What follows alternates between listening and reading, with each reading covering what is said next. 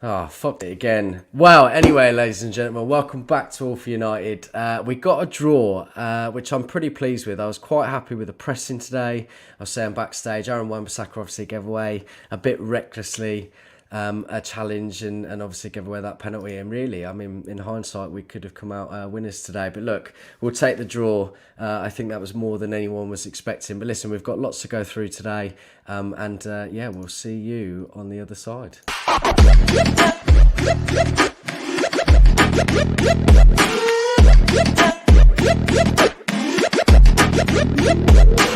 Click subscribe to get daily Manchester United content from passionate Reds, only on All for United.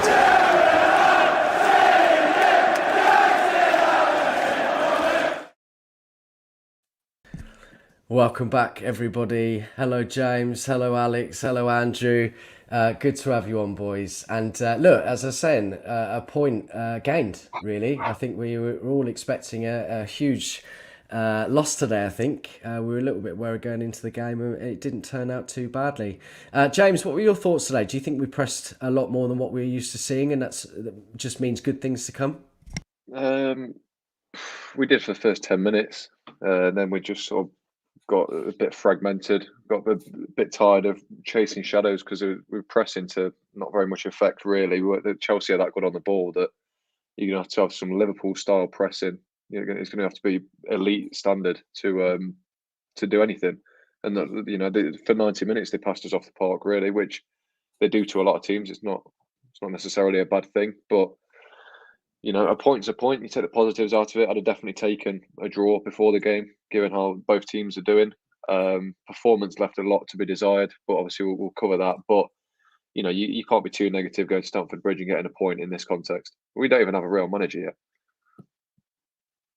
We don't even have a real manager. Poor Carrick. He's only been in 2 games and already you're slating him. One of the best midfielders I've seen. No, you're absolutely right. Listen, we started off well. It looked quite positive. We did become a bit fragmented and a lot less to be desired in that first half, at least. I thought we came out in the second half pretty well. Alex, good to see you on, buddy. I hope you're well. What were your thoughts on the game overall? And obviously, do you think we deserve that point? I think it's a weird one because had you turned around to me before the game and gone, you get a draw, the form we're in, you get a draw away to the league leaders, and I bite your hand off and I go, yeah, I'll take that and let's move on. But I think it's disappointing to have taken the lead and then to sort of lose it because of a penalty, which, in my opinion, it's a bit of a weak penalty to be given, if I'm honest. But so to sort of lose it like that is disappointing. But yeah, considering we weren't obviously we're missing Varane and players like that today, so obviously that makes a difference. So I think overall it's a decent result. It's not the best of performances, but if we get it was, like I said, many people were sort of worrying that that could have turned into another Liverpool, another City, another game where we just get absolutely blown off the park. So all in all, I'll take a point. Yeah, absolutely. We'll all take a point, I think. Andrew, I'm sorry you couldn't get a ticket for the game today, so you're stuck at home and stuck with me doing this review. But yeah, what were your thoughts on the game, mate? I think first half, I felt like it was going the way I thought it would. I thought we was going to have to sit back like in the Villarreal game. I just thought we're going to have to defend quite a lot, and Chelsea are good on the ball. I mean, there was like that mix-up with Lindelof and Wan-Bissaka, and I thought, oh, God, here we go again. This is not going to end well. But luckily, De Gea, again, saving us once again. And I mean, first half, he was coming out, being assured, commanding performance, and that was just to shore up our defence. But I say Wan-Bissaka, he didn't have his best game as well. I say brilliant counter-attack goal. Literally, Bruno just launched the ball, and then luckily Jorginho just literally misplaced his touch. We could just run through, and Sancho, I'm glad he scored again. I mean, it's his first goal for the Champions League and then the first goal in the league as well. So you can only just kick on from here. So overall, to say, Carrick made a bold decision not to put Ronaldo in the side. I thought with Bruno up top, I was thinking, is he the false nine? Is he the forward? But it was just to limit, to press against Chelsea. We tried it at times. I mean, I think one player that stood out for me most was Fred. I thought he was literally everywhere today. I mean, at the start, I would have took the draw, but like Alex said, I'm thinking we took the lead. I'm like, I knew those last 30 minutes we were going to have to hold on, but just Wan-Bissaka, I just think he thought he was going to kick the ball away, and he just caught Thiago Silva. So, but in terms of like the result, I think Carrick was charged with steadying the tide, and he's come in and done that, and now it's down to full led to believe Rangnick's coming in, and he's coming in with like I'd say back-to-back positive results. Yeah, absolutely. Good points, well made. James, just on that point, Sheriff Bullet, I think he's a new face, or a new name at least. Thanks for joining in, buddy. Just want to say, actually, very quickly, get your discussions in. We'll try and point those out and try and discuss some of those points too. But he says here, good performance. We're not as strong or as fit as Chelsea. Now, on the back of that, do you think that that's one of the main reasons at the moment? Obviously, that they are trying to instill this higher press with Rangnick coming in. But I think that maybe we were only able to do it for the first 10 minutes. And do you think that could be a fitness problem and something that we need to address? Possibly. I think the fact that we're not a cohesive pressing team probably plays a lot into it as well. There's going to be a lot of frustration when you're pressing as individuals, and obviously you're not going to win the ball back. So I think that played into it while we dropped off. I think we'd leave ourselves exposed if we pressed to that level. That unsuccessfully for the whole 90 minutes as well. So I think it's probably smart to stop and try and be more compact. I think generally we defended quite well. There weren't too many big chances. Definitely not as many as in the City and Liverpool game. I think obviously Chelsea had their chances. They probably should have taken a few of them. But they're going to create chances against every team. You can't slate United for that. But yeah, it's going to take a lot of work for Rangnick when he comes in. I think that's. It was obvious anyway, but I think if he wants to instill this, game plan and style of play that he invented, really, it's going to take him more than just a couple of training sessions. Put it that way. Yeah, I think you're absolutely right. We'll have to just wait and see. Alex, you mentioned a point about Aaron Wan-Bissaka and not feeling this was a penalty. Under the rules today, obviously it is a penalty, but I got just as frustrated as you, because how can you in this day and age try and clear the ball or go for the ball and catch someone in that way? Do you know what I mean? I just feel that it's not quite in the right place. I think that some are just are given it far easier. Now listen, this is me talking as a biased United fan, but I just thought it was reckless. But how can you defend? Do you know what I mean? You can't barge, you can't prod, you can't poke, you can't try and kick at a ball when he was going for the ball and then give it away helplessly, really. Yeah, I mean, honestly, I thought the referee was really I thought he was terrible today in terms of Terrible. It seemed to be that every time we breathed on one of their players and they went down, sort of he was blowing a whistle. I don't know whether part of it, I remember, was at the win we had at Stamford Bridge 2 years ago when he didn't send Maguire off, when Maguire sort of stamped out at, I can't remember who he stamped out at, but he didn't send Maguire off, and Andy Taylor got a lot of stick after that game. And I wonder, because he's obviously originally from Manchester. So I don't know whether maybe partly in his head he's thinking, oh, well, I can't be doing that, I can't be seen to be doing that again. But yeah, I understand why the penalty is given, but this isn't basketball. This is football. It's a contact sport, and like you said, how are you supposed to defend if you can't even? I've always said it, but if Nemanja Vidic played in today's modern day football, he'd be sent off and then suspended, then sent off, then suspended. He wouldn't, he'd have like 50 red cards a season because the way he used to play is is just no longer allowed. If you go through somebody full-blooded but get the ball, that's now a foul, as opposed to it used to just be a hard one tackle. So yeah, I just think there's too much. Game's getting a bit weak, in my opinion, and I didn't like that Thiago Silva. He took a kick, and then he was on the ground for like what felt like 5 minutes and it's like you've not been, it's not like you've been funded through at a rate of knots, mate. You're a big guy. You shouldn't need, you shouldn't need your teammates to come over and pick you up. You should be able to get up after that. And I felt like it was almost like him sort of emphasizing the point, as if to kind of go, oh, well, just in case VAR looks at it, I'll just sort of egg on the injury a bit more so that they don't think to, overturn it. Yeah, that's a good point. On the flip side, Andrew, we saw down the other side, Ronaldo being massively offside, but because he didn't take that shot, it went for, I mean, that's poor in my eyes. I mean, fortunately, it worked out for us, but I really feel they need to kind of reinvent the wheel again and get some of these things right, because it's just, there's so many things happening every week. But what were your thoughts on that? Yeah, I mean, like Ronaldo, I know it was clearly offside into that build-up, but then it's like this issue with, like, sometimes the lines would, like, they've told him, like, let it go. It's like, we'll see what happens. The argument is you could let something go and then obviously a goal can be scored from it, or somebody could end up being injured because of this situation. But it's like, I don't know, it worked out in our favour. I was like, is it offside or isn't it? I thought I'll take it anyway, because I thought it was near the end of the game. And I thought it's our chance to score here. But I know we had that moment as well when Mendy and passed it to Fred. And I was like, come on, Fred. I was looking at the one replay. I thought he could have just played it in towards Lingard, because I'm sure he wasn't offside. I thought he could just put it into the box, and then Lingard, whether he would have got to the ball and maybe a score from it. But I just thought that moment was probably our best moment to nick all 3 points as well. Just say, besides that from Fred, he had a really good performance. He did have a very good performance, so I was really chuffed for him, actually.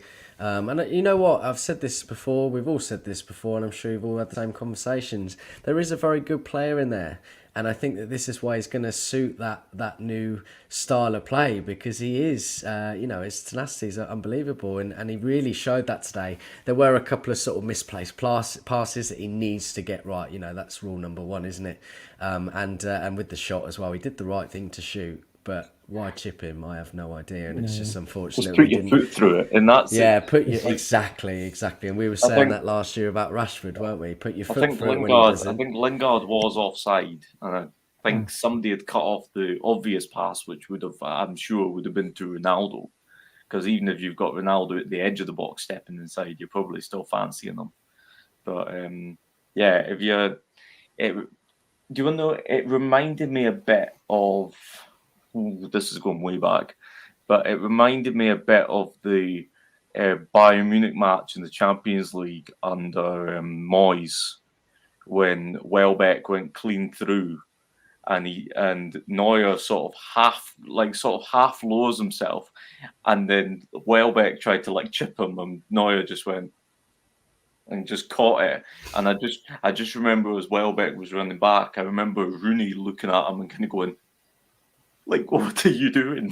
What were you thinking? Trying to, thinking you could chip somebody as big as Manuel Neuer, and with Mendy, it's probably very much the same. He is a big guy, so just put your foot through it, and it might not come off, but at least you're not walking away thinking, if only. Yeah, just put your foot through it and see what happens. If only. I mean, hindsight's a wonderful thing, isn't it? James. Just quickly, strawberry milk is nice. Good to have you back, buddy. He's mentioned a few things about the defence today, and particularly he says, unless we sell Maguire by, he will not get played. But I thought the back four were very good today, actually. I know Aaron Wan-Bissaka a little bit poor at times. I thought Tellez actually was okay. I thought that they were pretty solid.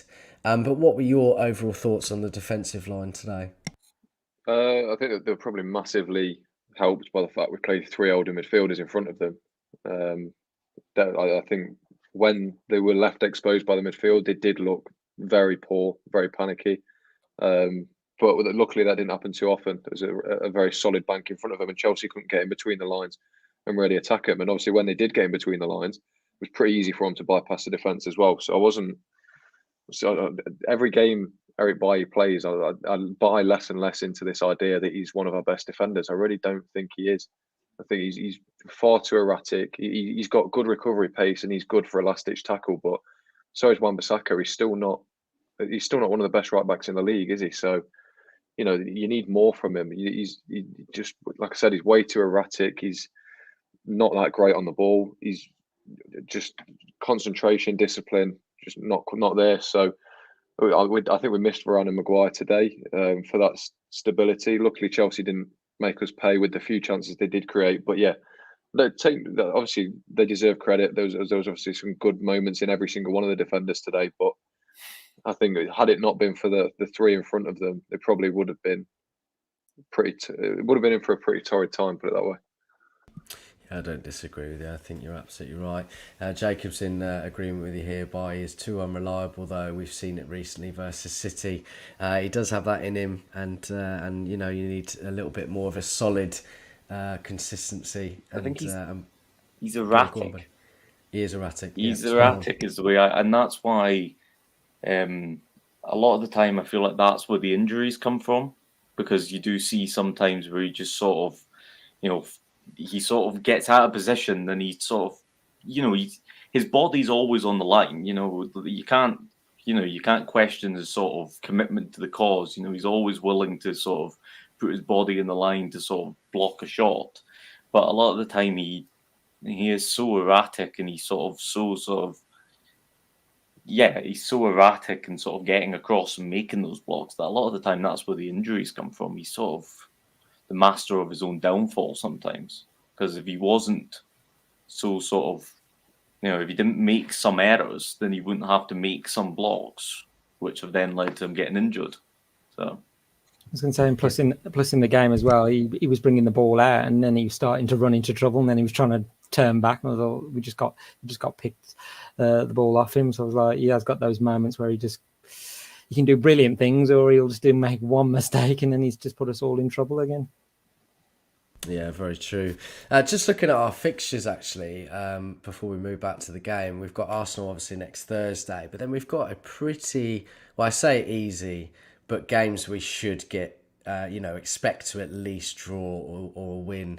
So we've got Palace, Norwich, Brentford, Brighton, Newcastle, Burnley, Wolves, Villa, West Ham would be our next really biggest game. Villa aren't, obviously Villa are actually doing pretty well under Gerrard so far, but I really hope that this today is going to be, a moment of getting a bit of positivity, I think. And hopefully we can go on to really get some results out of those games. But again, things might change when Rangnick comes in, and we'll have to just wait and see. James, just talk to me about Jadon Sancho today. Obviously 2 goals in 2 games now, starting to really sort of pick up some form. I think he's actually been pretty good all season, if I'm honest. I know he's not been getting numbers, but I think he's always looked dangerous. I think people haven't seen that, but he's now got 2 goals to his name and is showing that. But I thought he was great again today. But what were your thoughts on him? Yeah, obviously he didn't get that many chances to really run with the ball. He didn't get many chances with the ball at all, because we didn't have the ball very much at all. But when he had it, he looked bright. Obviously took his chance very, very well. Was very smart as well to not play him Rashford, because he was offside the entire time. I'm not really sure what he was doing there. He can't help himself. Marcus offside Rashford, isn't it? Yeah, it's just the mind boggles sometimes. But yeah, took his chance really well. It was great composure to sit Mendy down and then just place it beside him. I'd probably, the only thing that worried me about his performance was, even though we were sitting as far back as we were, Alonso, it happened on both sides, but especially on that left, Wan-Bissaka felt like he was isolated a lot with Hudson-Odoi and Alonso. And I think that really should have been some responsibility that Sancho should have taken defensively. Obviously, he's probably our best. Now that Dan James has left, he's probably our best winger defensively in terms of pressing more than anyone and tracking else on back. That side, doesn't he? But that's what worried me today, because there wasn't much of that. Just to put it in context of how deep we were, the fact that Wan-Bissaka was still getting outnumbered on that far right, was a bit worrying. Obviously, it's not the end of the world. It didn't come to anything, because Alonso's a bit of a donkey. But yeah, overall a good performance. It's really great to see him getting some goals as well. That'll do wonders for his confidence, especially with a new manager coming in as well, that has said in the past how much he appreciates Sancho. So I think this is definitely something to build on. Obviously, he's not the finished article in a United shirt yet by any means, but he's given himself the best possible opportunity to go on and really make an impression now for the rest of the season. Yeah, absolutely spot on. Andrew, just a bit more on Aaron Wan-Bissaka. A little bit poor today. I think he's come become a little bit complacent recently, and there isn't really anybody to challenge. Dalot is not good enough defensively, and I think that's a bit of the problem. But what did you take on his performance today overall? And what that is a problem area for us. I think the right back position. I think. I was going to say a moment of madness when he staved down Thiago Silva in the penalty area.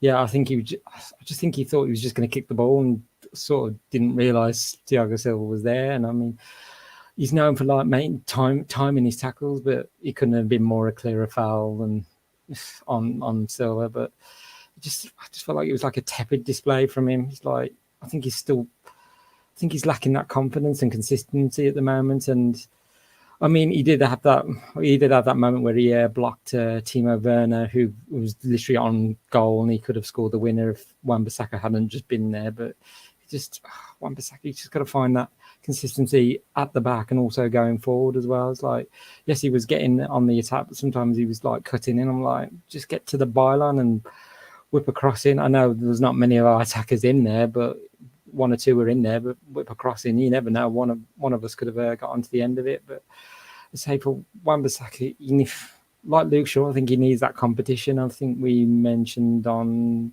Timeline Talk, it was Dalot, but I think we got Brandon Williams coming back next season from Norwich. There's Ethan Laird as well, and also are we going to pursue Kieran Trippier? So there's an option as well. So I think he needs that little bit of competition like Luke Shaw, and you might see Wan-Bissaka kick on, but if not, then you might necessarily be fighting for his place and his future at the club. Yeah, very true. And Fred makes a good point here, actually, which I totally forgot about. He did make a bit of a redemption, didn't he? Mm-hmm. Best and worst of AWV today: poor positioning, decision making, re the penalty, but goal saving block on Werner, and he did kind of redeem himself there, and I was very, very chuffed for him. Alex, Bruno Fernandes looked a little bit laboured today. He's probably been out of form for a little while. But what were your thoughts on his performance? Could he have done better? He gave the ball away a couple of times. We've seen it for a few weeks, I think. But listen, I'm not saying we drop him. He's one of our best players. We all know that, right? And it just takes a flick of the switch to really come in and have a good game, which we know he can do. But I thought he was a little bit poor, and I'm surprised that I didn't see him come off a little bit sooner in the game.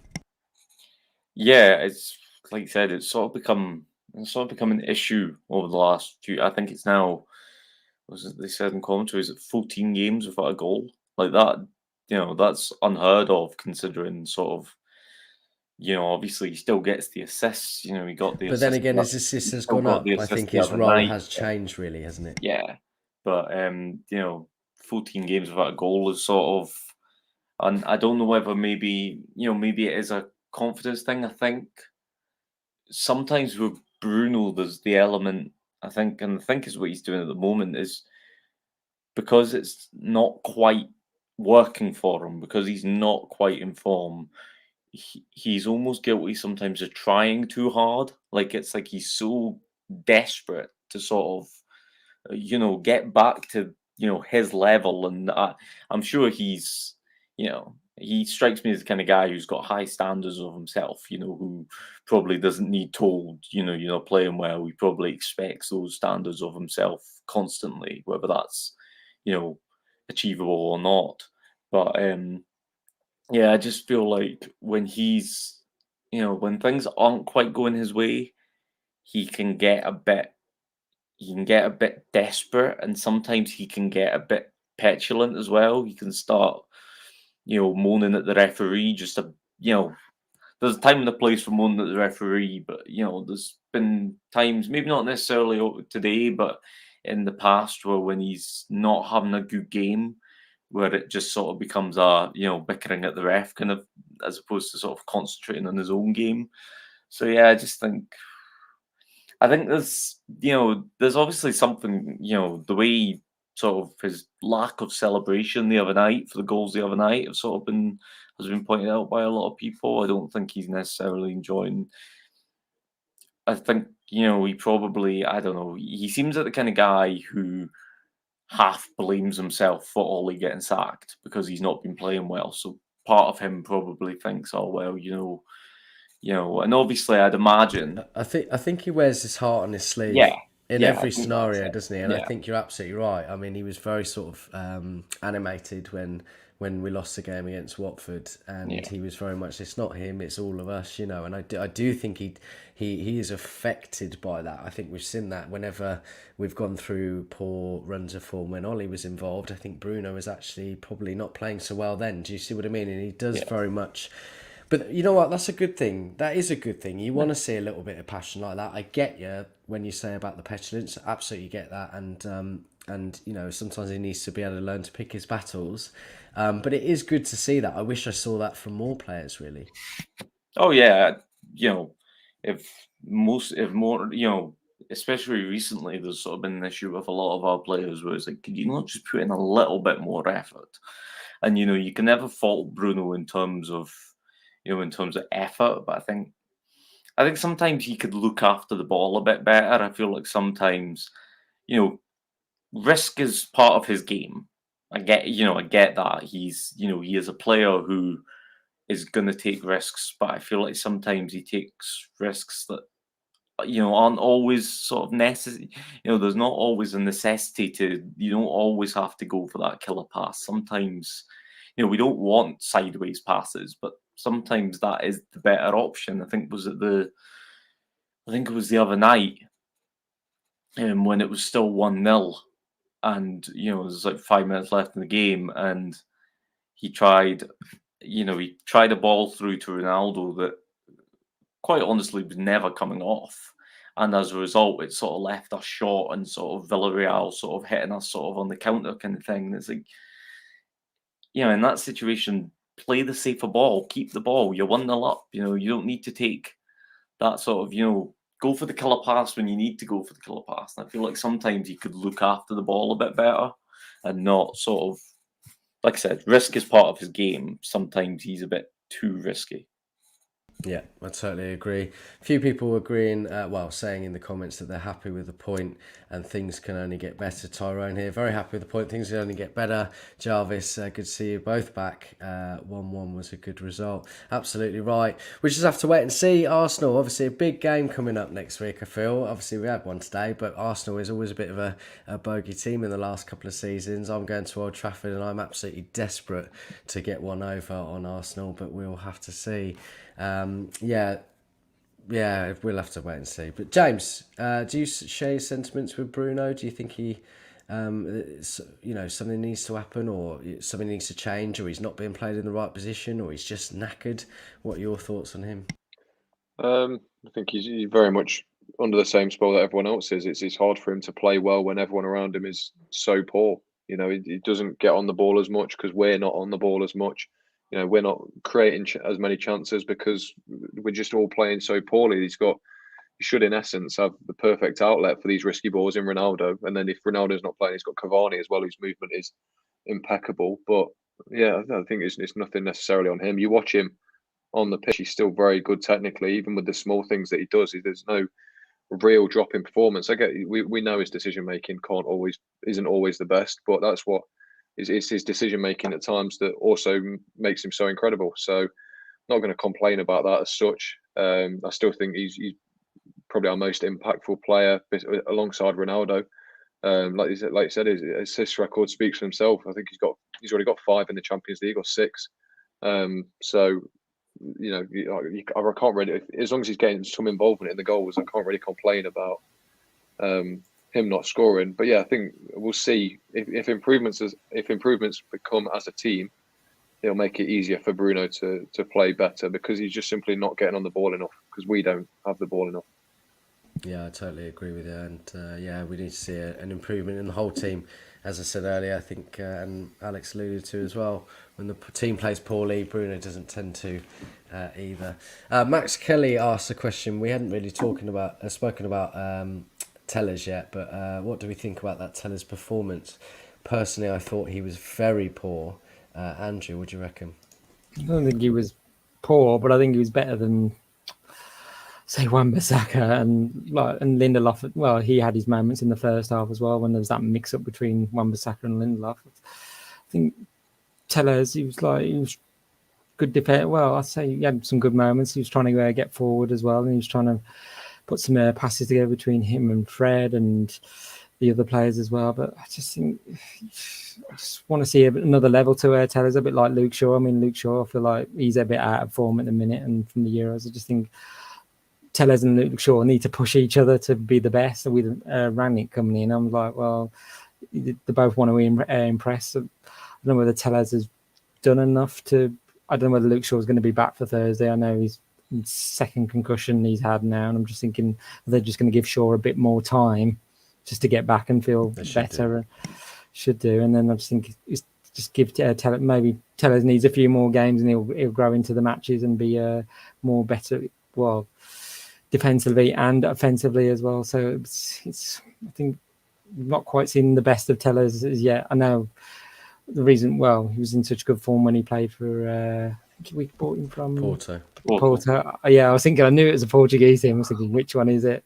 But yeah, because he's like always one of three, isn't it? Yeah, because the way he was getting like forward, and also he could hit like free kicks as well into the goal as well. So it's just have to wait and see on Tellers, and when Luke Shaw gets back, who is the number one left back under Rangnick's eyes. Yeah, we'll have to wait and see with that. Alex, do you think he was a good stand-in for Shaw today? I think he hasn't, as Andrew said, he hasn't had enough run of games. He hasn't had enough minutes, really. But yeah, what were your thoughts? Do you think he stood in quite well for Luke today? Yeah, I think, he wasn't amazing, but I wouldn't say he was really poor. I think he was definitely better, I'd say, than Wan-Bissaka was. But yeah, I think, like you said, I think Tellez needs more games. He's over the last year, he's sort of fallen foul to sometimes Ollie's struggle to really sort of rotate his side. That was one of Ollie's sort of biggest weaknesses. I'd say in that sense, and I understood it more last season because obviously last season sort of it hit that point where Luke Shaw was in such good form that it was like, right, he just has to play because of how well he's playing. But I think I'd like to see Tellez get more of a run at the moment because it does feel almost like it. It feels almost like with Luke Shaw this season, it's felt like he's almost reverted back to the Luke Shaw we saw sort of before Ollie sort of sparked him back into life. That sort of, he's almost seemed a bit. I don't know whether it's the summer. I don't know whether it's the whole Roberto Carlos, and Roberto Carlos is suddenly his biggest fan. I don't know whether it's that, but he seems to have just gotten a bit complacent. So, maybe Tellez getting a run of games and doing well or whatever. Maybe that's the, kick up the arse, so to speak, that Luke Shaw needs. But I think I'll be interested to see how Luke Shaw reacts to Rangnick coming in, because if you look at, there's been a lot of comments doing the rounds of what Rangnick said in the past about Sancho, obviously singing his praises. He's been critical of Pogba in the past, but he's also been quite critical of Luke Shaw in the past and sort of commenting that he thinks, United can do better than Luke Shaw. That will be interesting to see. We did speak about this. I think he said he's not United material, sure. Yeah. So it will be interesting to see over the next few weeks. I'd be interested to see whether Luke Shaw sort of, whether he takes that as sort of like a challenge and kind of go, and I hope he does. I hope he sort of takes that as a challenge and kind of, a bit like how it felt like over the last year, there was like an element of him not just playing well, but there was an element of sort of, I'm going to prove Mourinho wrong. And he sort of got involved in that sort of back and forth from Mourinho and, over the Euros and whatnot. And I feel, and, I hope that when Rangnick comes in, I hope that Luke Shaw sees those comments and thinks, all right, you think I'm not, you think I'm not United quality. I'm gonna prove to you that I am, and I'm gonna make sure that I am a central player in your team. And maybe it's what Luke Shaw needs. Like I said, maybe it has felt since the summer that Luke Shaw's never really come back from the Euros. So, I do agree with maybe you. he does need that kick up the arse. I do agree with you, and I think actually Teller's probably played better than Luke Shaw has done for the sort of last sort of 8 games at least. So I think he deserves a mention because I didn't think he was bad at all. I think he was actually all right. So Tyrone here says, do you guys think McTominay was man of the match today? I've got to be honest, I don't think he played badly. But I don't think he was man of the match. And I was really surprised to not see Fred or Sancho or even a Chelsea player, to be honest. But I'm going to ask you guys who you thought your man of the match was of the game, and then we'll wrap up. Jimmy. I'll go with Fred. I think it's going to get highlighted, that one mistake he made at the end where he probably should have passed it or at least tried to find the corner. But I think other than that, it was probably one of his best performances of the last season and a half.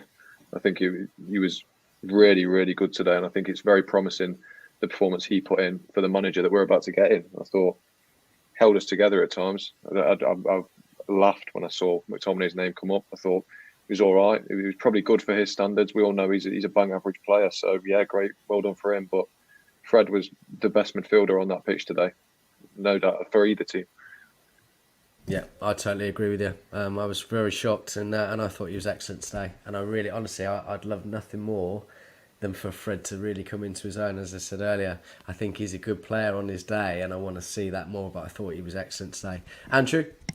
Yeah, I'm a bit surprised McTominay got man of the match. I mean, he did all right. I mean, I think he was on the edge of nearly getting a red card because he picked up that yellow card and he was like pushing it. I was thinking, but for me, like James, Fred was probably my man of match. I'm just a really impressive performance from his sides from that late shot at the end. I mean, quickly looking at Fred's stats, he had 26 successful passes, 9 ball recoveries, 4 passes into the final third, 4 interceptions. So overall, I say a really good performance. Yeah, agree. I think James is gone, actually. He had to run at 10 past, so that might be him gone. But we wish you well, James. Oh, he's back. Here he is. Alex, who was your man of the match, bro? Yeah, I think, very much the same. I thought McTominay was all right. He was good enough. He always puts in a shift, McTominay. He always tries. You can't fault him for that. But I think Fred was probably half-time. If you were asking me for my half-time man of the match, then you're probably talking De Gea. But second half, De Gea was largely, we managed to keep De Gea second half from really having that much to do. I was pleased to see him come out and punch a corner away, even if it was just to the edge of the box. But I was pleased to see him to do that. And first very half, un-David De Gea like, wasn't it? Yeah, and first half he ran like 30 yards out of his goal and played sweeper and just injured himself in the process. I think he got a bit of a nosebleed. He was so far up the field, but it's good to see that he does have that sort of, it might be an element of maybe he knows that with Rangnick coming in, Rangnick's going to want a keeper who's going to be quick off his line. So maybe it's an element of De Gea sort of in the back of his head thinking he'll be watching. I need to, I'm going to, De Gea, he's worked his arse off this season to get his spot back. He's not going to be wanting to lose it again just because he's staying on his line. But so that was good to see. But yeah, I think Fred was, the shot at the end was just all levels of bad. But I thought he was really good, and he was good, and it followed up from he was really good towards the end against Villarreal.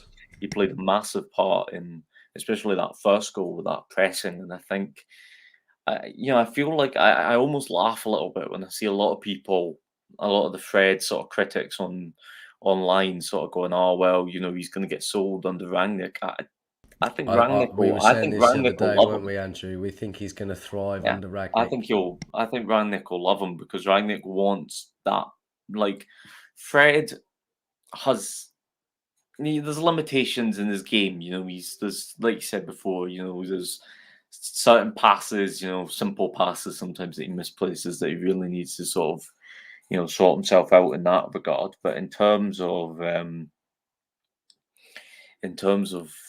pressing and sort of his intensity and sort of his desire, I think he'll play into Rangnick's hands. And I'd be interested to see whether he can develop more under Rangnick, because he's a better player now than he was when he first came in under Mourinho. He he did develop somewhat under Ollie, not massively, but he did develop somewhat. So it'd be interesting. So I'd be really interested to see under the coaching of Rangnick, somebody who's so so sort of revered in the game. Obviously an inspiration to your Tuchels and your Klopps. I'd be really interested to see just how he can develop under that. But I think he'll thrive. And Fred would have been my man of the match. Excellent stuff, thank you, mate. And lots of people in agreement with you, actually, me included, and Andrew and Jimmy. So absolutely. John Commode, Fred, man of the match for me. If he had scored that chance, he would have definitely have got it. I think you're absolutely right. I mean, it's funny actually. Whenever he does score, he always seems surprised himself. If he'd scored that chance, I'd still be doing a lap of the street. Yeah, same. Right. Anyway, look, we're going to wrap up. Thanks to everybody tuning in today, and get your likes in, get your comments in, get your subscribes in, and everything. And we'll see you next time. We've got Uncut for you tonight, which is at 10 p.m. I think, and then we've obviously got more shows next week. But listen, have a lovely end to your Sundays. It's not all doom and gloom. It wasn't a huge loss. It wasn't even a loss. We come out with a point, and we should be happy with that. But listen, everyone have a good night, and we'll see you soon.